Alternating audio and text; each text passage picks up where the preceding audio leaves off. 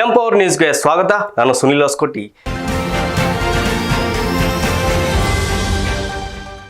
ವಿಜಯನಗರ ಜಿಲ್ಲೆ ಕೂಡ್ಲಿಗಿ ಪಟ್ಟಣದ doctor B R. Ambedkar ನಗರದ ಸರ್ಕಾರಿ ಕಿರಿಯ ಪ್ರಾಥಮಿಕ ಶಾಲೆ ಇಸಿಸಿಇ ಮತ್ತು 2026-27ನೇ ಸಾಲಿನಲ್ಲಿ ಪ್ರಥಮವಾಗಿ ಪ್ರಾರಂಭವಾಗಿದ್ದು, ಸರ್ಕಾರಿ ಶಾಲೆಗೆ ಸೇರಿಸಿ ಸರ್ಕಾರಿ ಶಾಲೆ ಉಳಿಸಿ ಎಂದು ಘೋಷಣೆಯೊಂದಿಗೆ ಮನೆ ಮನೆಗೆ ತೆರಳಿ ಜಾಗೃತಿ ಮೂಡಿಸಲಾಯಿತು.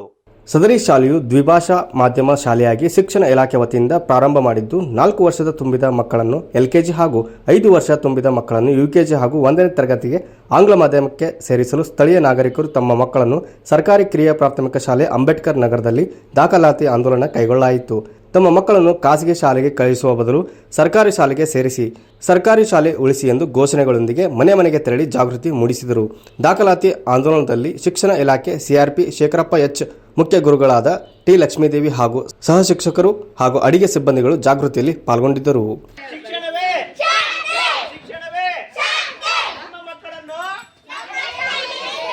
ಸರ್ಕಾರಿ ಶಾಲೆಯಲ್ಲಿ ಪ್ರತಿ ವರ್ಷ ನಾವು ಮಕ್ಕಳಿಗೆ ಶಾಸ್ ಕೊಡ್ತೀವಿ.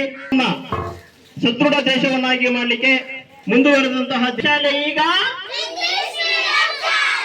ನಮ್ಮ ಶಾಲೆ ಈಗ ಸರ್ಕಾರಿ ಶಾಲೆ ಉಳಿಸಿ ಸರ್ಕಾರಿ ಶಾಲೆ ಉಳಿಸಿ ಮೊಟ್ಟ ಮೊದಲನೇ ಬಾರಿಗೆ ನಮ್ಮ ಅಂಬೇಡ್ಕರ್ ನಗರ ಶಾಲೆಯಲ್ಲಿ ಎಲ್ಕೆಜಿ ಯುಕೆಜಿ ತರಗತಿಗಳು ದಾಖಲಾತಿ ಪ್ರಾರಂಭ ಆಗಿವೆ.